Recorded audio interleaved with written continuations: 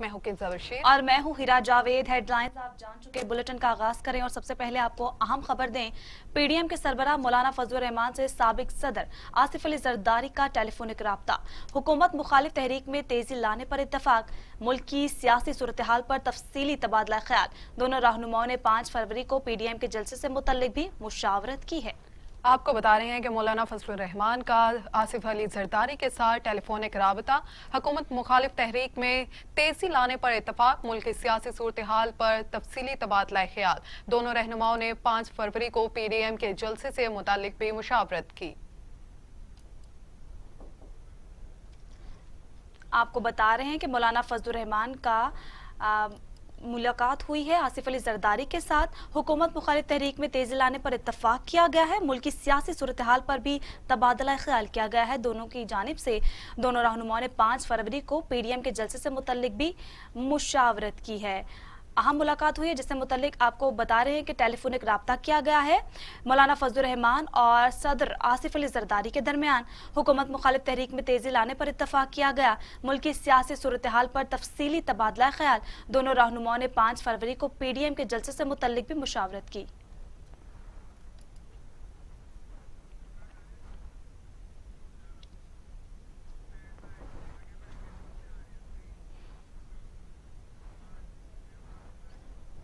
दूसरी जानिब आपको बताएं कि जमीयत उलमा इस्लाम फे के खिलाफ फौरन फंडिंग से मुतल्लिक दरख्वास्त दायर करने का फैसला।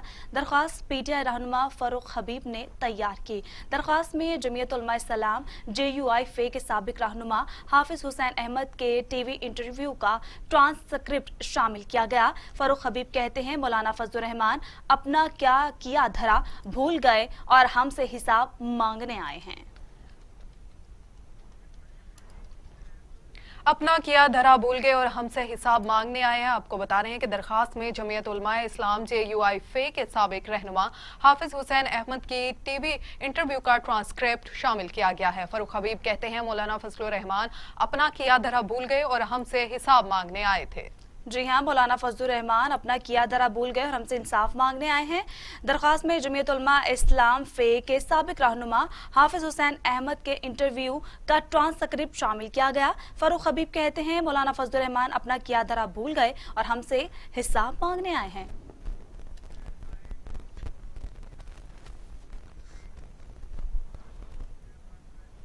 मजीद आपको बताएं कि तहरीक इंसाफ के खिलाफ फॉरेन फंडिंग केस की तहकीकात बारे इलेक्शन कमीशन की स्क्रूटनी कमेटी का इजलास। दरखास्त गुजार अकबर एस बाबर वुकला के हमरा कमेटी के सामने पेश। स्क्रूटनी कमेटी की तहकीकात पर इजहार इत्मीनान। तहरीक इंसाफ का वकील पेश ना हुआ। स्क्रूटनी कमेटी ने फ्री कैंट को 2 फरवरी को दोबारा तलब करके इजलास खत्म कर दिया। इलेक्शन कमीशन में PTI foreign funding scrutiny committee का इजलास हुआ। शाह खावर की हाई कोर्ट मुल्तान बेंच में मसरूफियात के बायस कार्रवाई आगे ना बढ़ सकी। फॉरेन फंडिंग स्क्रूटनी कमेटी ने फ्री कैंट को 2 फरवरी को तलब कर लिया, जबकि दरखास्त गुजार अकबर एस बाबर ने स्क्रूटनी कमेटी पर एतमाद का इजहार कर दिया और स्क्रूटनी कमेटी को तहरीरी दरखास्त दे दी। अकबर एस बाबर ने दरखास्त में मौक़िफ़ इख्तियार किया कि हमें आप पर एतमाद है, तहकीकात जारी रखें।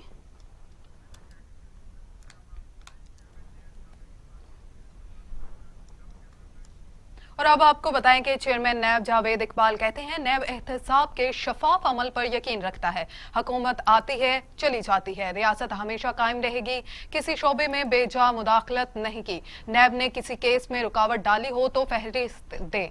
500 की जगह 5 लाख खर्च करने का पूछा तो क्या गलत किया। एहतसाब के शफाफ अमल पर यकीन रखते हैं, ताजरों की शिकायत का अजाला किया जाए। चेयरमैन नैब जावेद इकबाल ने सनतकारों से खिताब करते हुए कहा कि मुल्क अरबों डॉलर का मकरूज है, ताजरों की शिकायत का अजाला किया जाएगा। चेयरमैन नैब का ओहदा अवाम के खिदमत के लिए है। मईशत मजबूत हो गई तो मुल्क मजबूत होगा।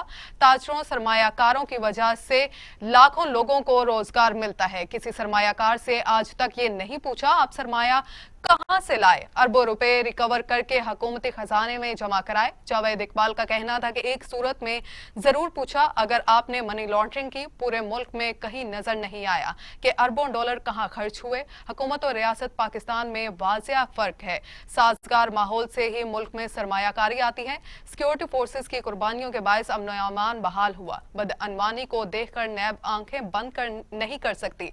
अवाम रियल एस्टेट में सरमायाकारी सोच समझ कर करे।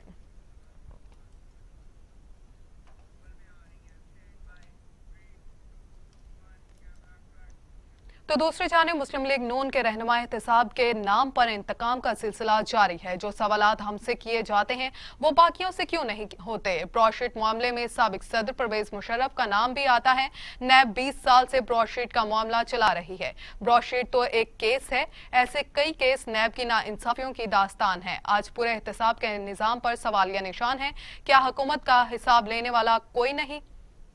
जी हाँ, साबिक वजीर आजम और मुस्लिम लीग नून के रहनुमा शाहिद खाकान अब्बासी ने मीडिया से गुफ्तगू करते हुए कहा कि नैब मुल्क में सियासत को नाकाम और बदनाम करने का तरीका है। जो केस बनाए जा रहे हैं झूठ के सिवा कुछ नहीं। केसेस तासुर पैदा करने का तरीका है कि सियासतदान करप्ट हैं। जो सवालात हमसे किए जाते हैं वो बाकियों से क्यों नहीं होते। क्या हुकूमत का हिसाब लेने वाला कोई नहीं। आज एहतसाब के नाम पर सवालिया निशान है। अदालतों में कैमरे लगाएं और देखें किसने करप्शन की। शाहिद खाकान अब्बासी का कहना था कि एहतसाब की बात करनी है तो ब्रॉडशीट के हकायक अवाम के सामने रखें।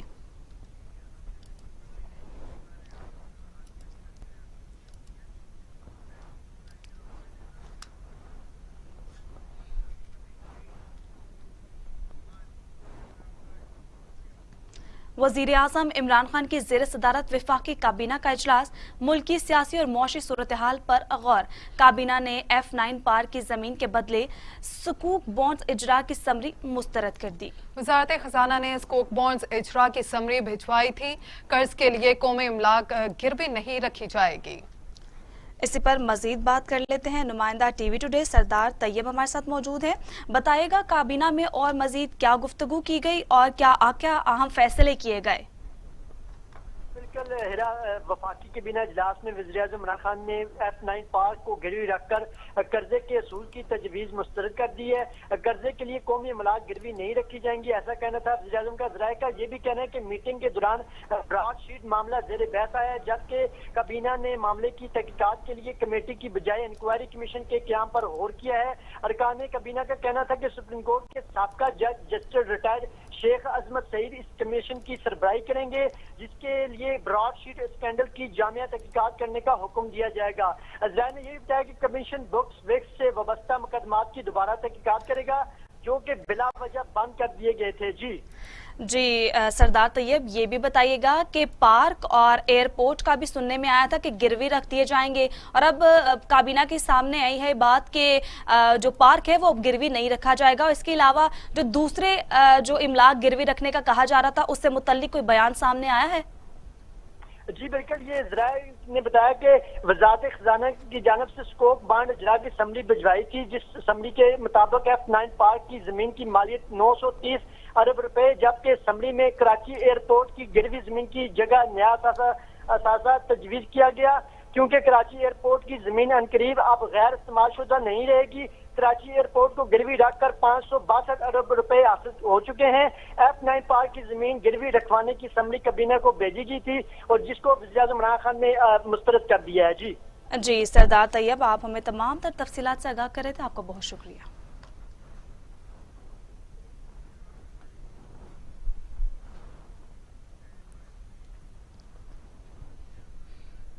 और यहाँ आपको बताएं कि पीडीएम के 5 फरवरी को होने वाले जलसे का मकाम तब्दील हो चुका है। रावलपिंडी के बजाय मुजफ्फराबाद में करने का फैसला कर लिया गया। पीडीएम का अहम तरीन सरबराही इजलास भी 4 फरवरी को इस्लामाबाद में तलब।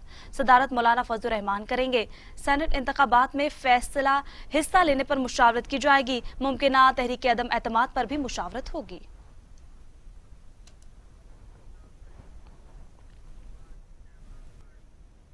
तो दूसरी जानिब भारतीय यौम जमहूरिया पर आज दुनिया भर में यौम स्याह मनाया जा रहा है।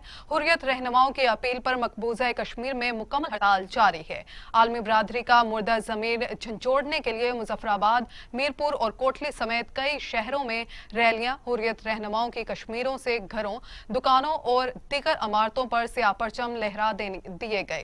आपको बता रहे हैं कि आलमी बरादरी का मुर्दा ज़मीर झंझोड़ने के लिए मुजफ्फराबाद, मीरपुर और कोटली समेत कई शहरों में रैलियां हुर्रियत रहनुमाओं की कश्मीरियों के घरों, दुकानों और दीगर इमारतों पर स्याह परचम लहरा दिए गए।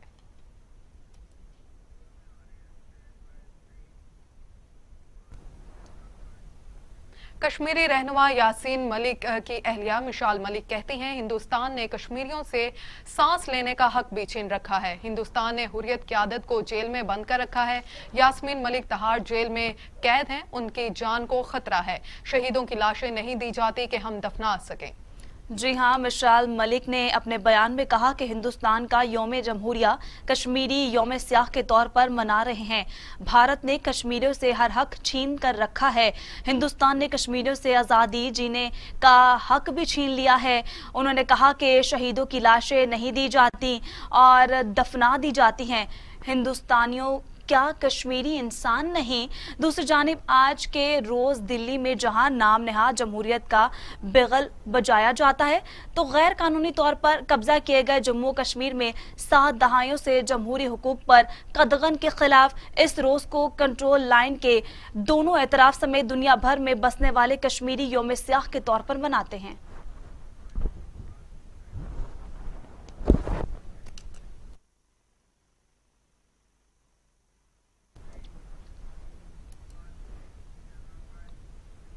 हुकूमती और इत्तेहादी जमातों की पार्लिमानी पार्टी का इजलास तलब। वजीर आजम की ज़ेर सदारत इजलास कल पार्लियामेंट हाउस में होगा। इजलास में कानून साजी समेत सेनेट इलेक्शन की हिकमत अमली पर गौर होगा। वजीर आजम हुकूमती फैसलों से मुतल्लिक पार्लिमानी पार्टी को एतमाद में लेंगे।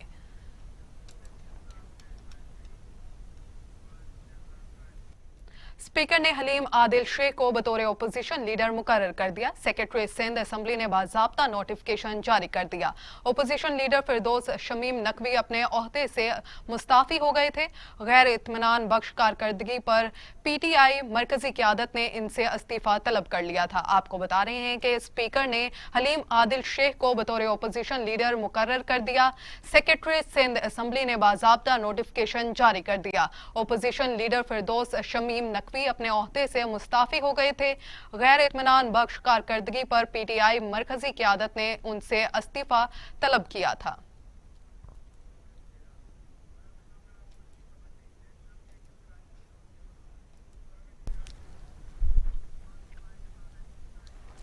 और यहाँ आपको अच्छी खबर दें, नेशनल स्टेडियम कराची की रौनकें बहाल। जनूबी अफ्रीका की टॉस जीतकर बैटिंग जारी। बाबर आजम और क्विंटन डी कॉक सीरीज जीतने के लिए पुरुमीद। स्टेडियम के इर्द गिर्द सिक्योरिटी के सख्त इकदाम। कराची टेस्ट का टॉस जीतकर जनूबी अफ्रीका ने पहले बैटिंग का फैसला किया। ओपनर डैन एल्गर और एडन मार्करम ने 3-3 चौकों की मदद से 30 रन बनाए थे और मार्करम शाहीन शाह अफरीदी की बॉल पर इमरान बट के हाथों कैच आउट हो गए। इसके बाद खिलाड़ी क्रीज पर कदम जमाए रखे, लेकिन 6 खिलाड़ी तब तक पवेलियन लौट चुके थे। पाकिस्तान और जनूबी अफ्रीका के माबैन पहले टेस्ट में बाबर आजम बतौर टेस्ट कप्तान पहली बार एक्शन में नजर आ रहे हैं। जनूबी अफ्रीका की टीम 14 साल बाद पाकिस्तान के मैदानों में उतरी है। आखिरी बार जनूबी अफ्रीका ने अक्टूबर 2007 में पाकिस्तान में टेस्ट सीरीज खेली थी। कौमी कप्तान बाबर आजम का टॉस के मौके पर कहना था कि जीत जाते तो पहले बैटिंग करते। इमरान बट और नुमान अली टेस्ट डेब्यू कर रहे हैं। विकेट स्पिनर के लिए साजगार है। गेंद ब्रेक होगा। जनूबी अफ्रीका बेहतरीन टीम है, आसान नहीं लेंगे।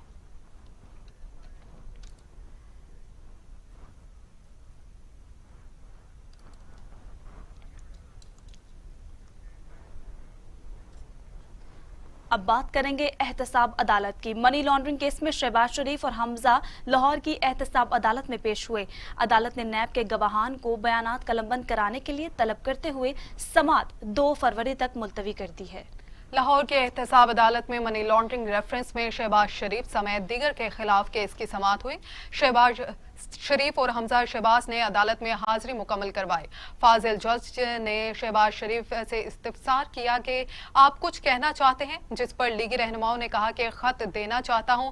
शहबाज शरीफ ने चीन के सफीर का खत अदालत में पेश कर दिया और कहा कि मुझे आज ही ये खत मिला है। चीन के सफीर ने मेरे नाम खत लिखा और मेरे सी-पैक मंसूबों की तारीफ की। एक कैदी को चीन का सफीर खत लिख रहा है जो किसी एजाज से कम नहीं। चीन पाकिस्तान का बेहतरीन दोस्त है। मेरे ऊपर इल्जामात की 2 साल से बौछार हो रही है।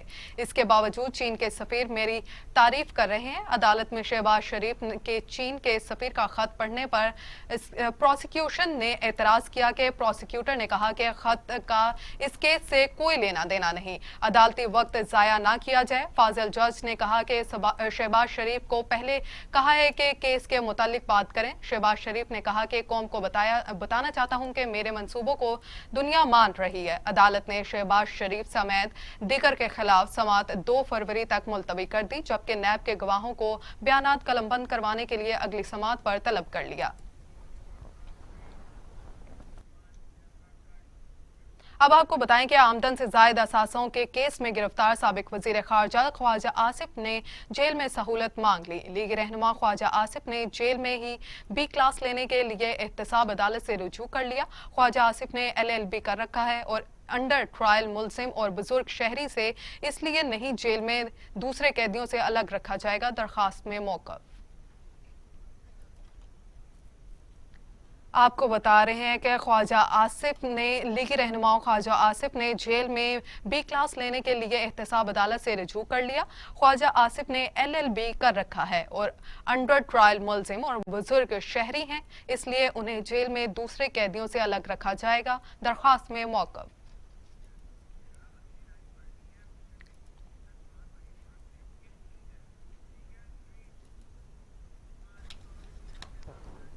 मुस्लिम लीग नून की तर्जुमान मरियम औरंगजेब कहती हैं, आज पाकिस्तान के तैयारे और असासे जब्त हो रहे हैं। चीनी सफीर का खत पाकिस्तान की तारीफ है और इस बात की गवाही है कि शहबाज शरीफ की शफाफियत दयानत की गवाही चीन दे रहा है।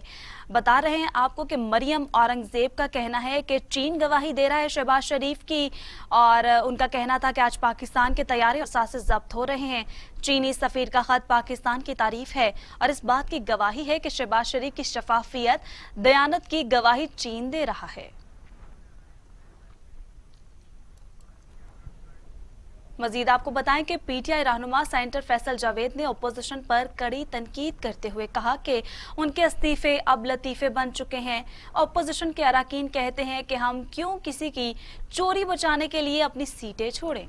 मीडिया से गुफ्तगू में सेनेटर फैसल जावेद का कहना था कि हमें फंसाने आए थे, अब खुद फंस चुके हैं। PTI ने 40,000 मुहिबुल वतन पाकिस्तानियों की फहरिस्त इलेक्शन कमीशन को दे दी है, जिन्होंने पार्टी को अतियात दिए। दूसरी जानिब मुस्लिम लीग नून और पीपल्स पार्टी ने कोई रसीद नहीं दी। सेनेटर फैसल जावेद ने कहा कि पानामा का इंकशाफ आलमी सतह पर हुआ था। मरियम कहती थी कि लंदन तो क्या, पाकिस्तान में भी उनकी कोई जायदाद नहीं, लेकिन असल में मालिका वही है। निकली ओपोजिशन को इमरान खान से सिर्फ एक चीज चाहिए, वो NRO है।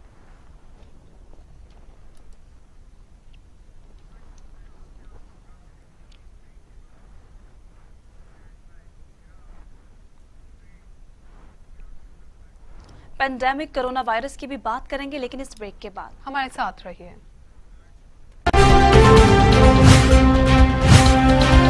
टीवी टुडे खबर सबसे पहले।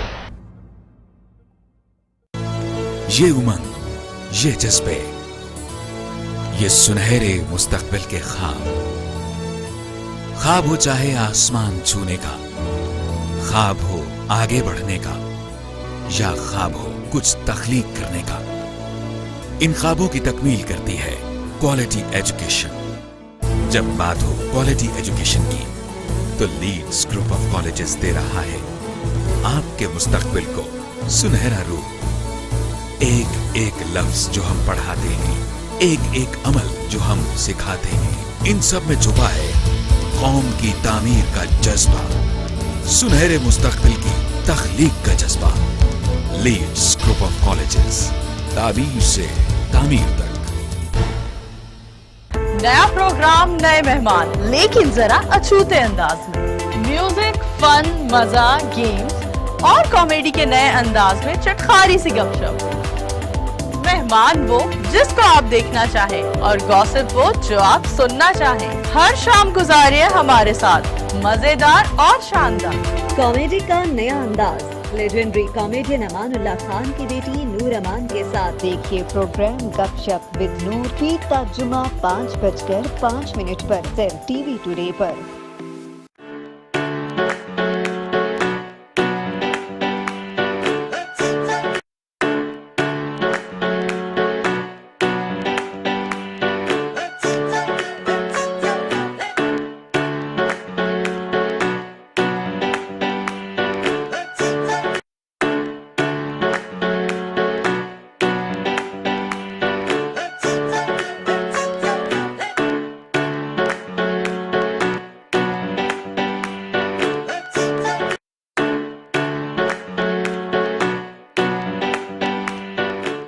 मुझे चाहिए क्वालिटी एजुकेशन। मुझे डिग्री के बाद एक शानदार करियर पाथ। मुझे चाहिए अफोर्डेबिलिटी। मुझे चाहिए रिकग्नाइज्ड डिग्री। बेहतरीन फैकल्टी के साथ लाहौर लीड्स यूनिवर्सिटी मुमकिन बनाती है बिजनेस स्टडीज से लेकर कंप्यूटर साइंसेज, कॉमर्स से लेकर इंजीनियरिंग तक, क्वालिटी एजुकेशन, जॉब प्लेसमेंट और शानदार career path. Lahore Leeds university.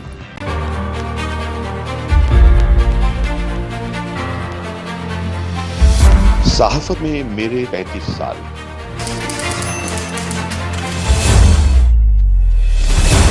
वही खेल तमाशे, वही नारे, वही मायूसियां। सच और झूठ के रिश्ते, वफादारी, बेवफाई, ताकतवरों के तह तहे बेबसों की सिस्कियां। कौन बदलेगा ये सब? शायद सोचते तो होंगे क्यों है ऐसा।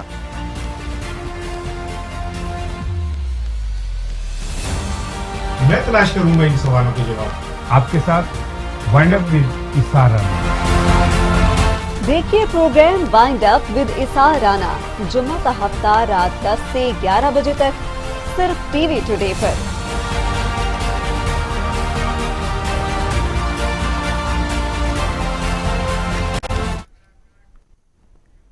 Welcome back. ब्रेक के बाद आपको बताएं कि कोरोना के खिलाफ तमाम तर कोशिशें तदाबीरें बेसूद हो गईं। वायरस 24 घंटों में मजीद 58 इंसानी जिंदगियां निकल गया। अमवात की तादाद 11,376 हो गई। मजीद 1,873 अफराद में वायरस की तशखीस हुई। 5,35,000 अफराद कोरोना में मुब्तला हो चुके। 4,90,000 अफराद सेहतियाब, जबकि 34,412 मरीज जेर इलाज हैं। National command and operation centre के ताज़ा तरीन अदाद-ओ-शुमार के मुताबिक गुज़श्ता 24 घंटों के दौरान 1,873 नए केसेस रिपोर्ट हुए। पंजाब में 1,54,717, सिंध में 2,42,054, खैबर पख्तूनख्वा में 65,740, बलोचिस्तान में 18,754, गिलगित बल्तिस्तान में 4,902, इस्लामाबाद में 40,892, जबकि आज़ाद कश्मीर में 8,855 केसेस रिपोर्ट हुए।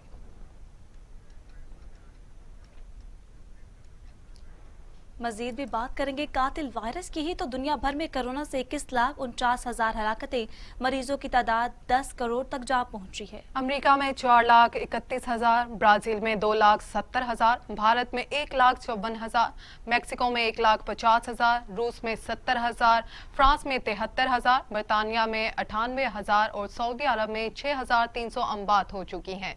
दुनिया में कोरोना के 7,22,98,000 से ज्यादा मरीज सेहतयाब हो चुके हैं और 2,95,29,000 से ज्यादा जेर इलाज हैं, जबकि कोरोना से अमवात की मजमूई तादाद 21,94,000 तक जा पहुंची।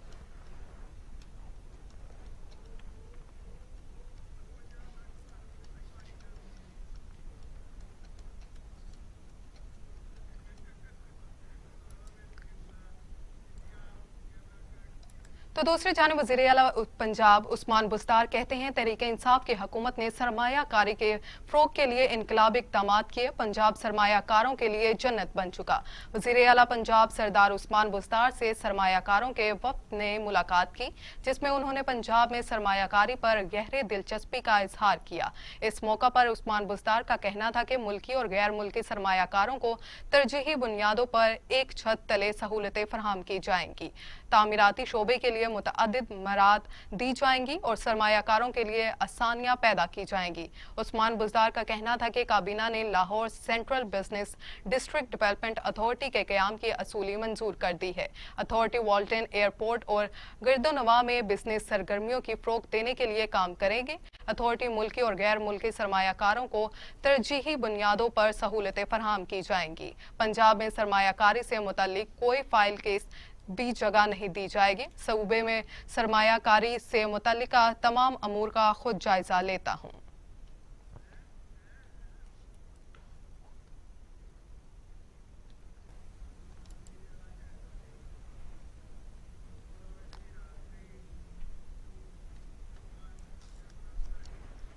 वफाकी वजीर तालीम शफकत महमूद कहते हैं रवा साल गर्मियों की छुट्टियां कम होंगी, इम्तहानात मई या जून में हो सकते हैं, इम्तहान के बगैर कोई पास नहीं होगा।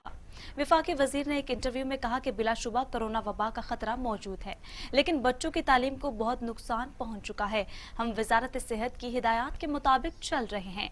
केसेस की तादाद में कमी आई है और अब कोरोना वैक्सीन भी आने वाली है, इसलिए तालीमी इदारों को खोलने का फैसला किया गया है। शफकत महमूद ने कहा कि नए तालीमी साल का आगाज अगस्त में कराने के लिए इकदाम किए गए हैं ताकि बच्चों को कोर्स मुकम्मल करने और इम्तहानात की तैयारी का मौका मिल सके।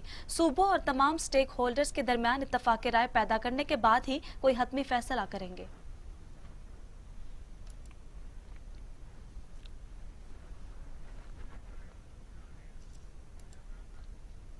और यहाँ आपको बताएं सोना महंगा क्या हुआ। गरीब तो दरकनार मिडिल क्लास की पहुंच से भी बाहर हो गया। शहरियों ने महंगाई का तोड़ भी निकाल लिया और सोने की जगह आर्टिफिशियल जेवरात का इस्तेमाल करने लगे। आर्टिफिशियल जेवरात में हर रोज वैरायटी मार्केट में दस्तयाब होती है। आर्टिफिशियल ज्वेलरी पर देखते हैं मोहम्मद हनीफा की ये रिपोर्ट।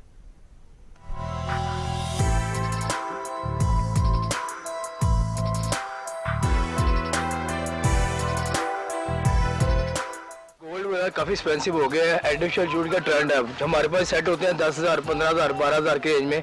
कस्टमर को ये बेनिफिट देते हैं कि हाफ प्राइस में जब मर्जी रीसेल वैल्यू दे सकते हैं 1 ईयर के अंदर। 1 साल का टाइम होता है कस्टमर के पास, जब मर्जी वापस करना चाहेंगे उनके पैसे वैलिड है उनके, क्योंकि इसमें कस्टमर का ही फायदा होता है, हमारा भी फायदा होता है।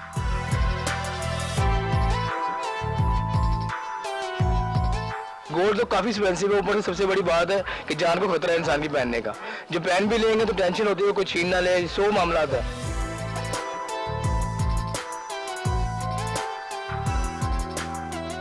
कुछ लोग ऐसे भी आ रहे हैं कि जो गोल्ड सेल कर देते हैं उसकी तस्वीर ले आते हैं, आर्टिफिशियल में बनवा लेते हैं हमसे, वो भी हम रेडी कर देते हैं। सारा पाकिस्तान में बनता है। कोई भी गोल्ड का आर्टिकल ले आए, इंडियन ले आए, पाकिस्तान में तैयार होता है। बहुत अच्छी अच्छी क्वालिटी की चीज़ें हैं, कुंदन में होती हैं। एक इससे बड़ी बेहतरीन चीज़ है ये वाली, ये पोल्की में बना हुआ है।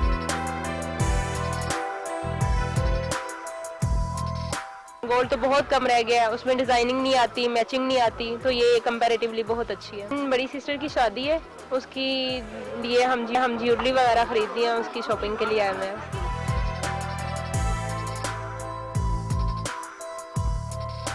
अब नहीं ले सकते, अब हम लोग इतनी होल्ड नहीं कर सकते, इसी में हम गुजारा चला लेते हैं। हम पहनने में हमने सारे बच्चियों को पहन देंगे तो डाल लेंगे ये वाली बच्चियाँ। और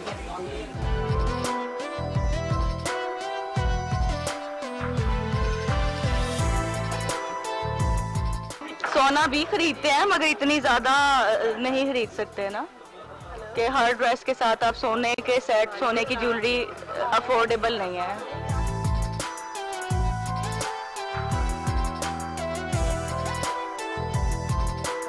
You can only afford this, okay? But in real world, okay, you even can't afford that. What about gold? You can't afford gold. Nobody can. Nobody can wear gold, okay? The only option, okay, is a wedding. A woman has to wear something, okay? So the only option, the last option is artificial jewelry, which is out of reach. Means you can't afford it. Every price is like a 1,000. Anything you used to buy like 2 years ago for 1,000, it's like a 5,000 now. And you have to have a good bargaining skills, okay, to get the jewelry, okay? Otherwise, you can't wear anything, or you can't get anything at home, okay? Well, like bangles, necklace. Obviously, a woman needs a bangle, he needs a neck, she needs a necklace, she needs a ring, okay? She needs everything, okay, for wedding, okay? But affordable prices is not there. You know, see, if you ask a price, okay, he's gonna say, okay, 3,000 rupees, okay? And I know it's not worth 3,000 rupees, but he's gonna survive as well. Understand him as well.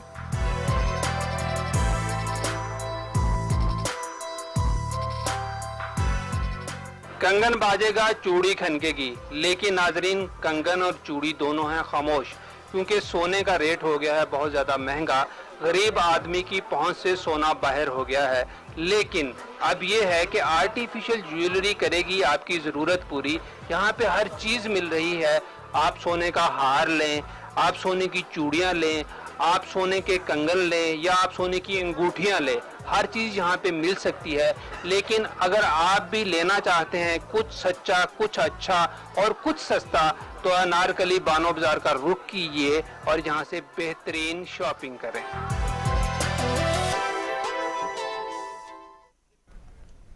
आगे बढ़े और आपको बताएं कि हुकूमत के लिए भारी खसारे का शिकार बिजली तकसीमकार कंपनियां दर्देसर बन गईं। हुकूमत ने 4 बिजली तकसीमकार कंपनियों से जान छुड़वाने का प्लान बना लिया।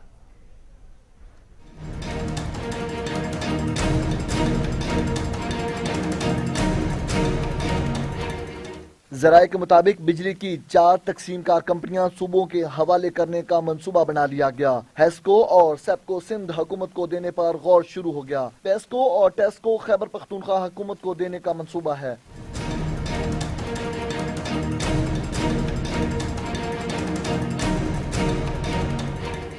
पावर डिवीजन का मामला मुश्तरका मुफादात काउंसिल में लेकर जाने पर गौर किया जा रहा है। हुकूमती ज़राए के मुताबिक बिजली चोरी, तरसील और तकसीम के नुकसानात बड़ा मसला है। बिलों की अदम अदायगी भी एक बड़ा मसला है। पेशावर इलेक्ट्रिक सप्लाई कंपनी के सालाना नुकसानात 38.69% पर पहुँच गए। सक्खर इलेक्ट्रिक सप्लाई कंपनी के सालाना नुकसानात 36.27% पर पहुँच चुके। हैदराबाद इलेक्ट्रिक सप्लाई कंपनी के नुकसानात 28.82% पर पहुँच गए। ट्राइबल इलेक्ट्रिक सप्लाई कंपनी के नुकसानात 16.19%